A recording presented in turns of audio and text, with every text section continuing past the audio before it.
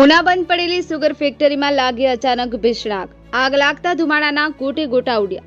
Sugar ફેક્ટરીમાં શહેરી વિસ્તારમાં લાંબા સમયથી સિંહોનો પણ છે વસવાટ.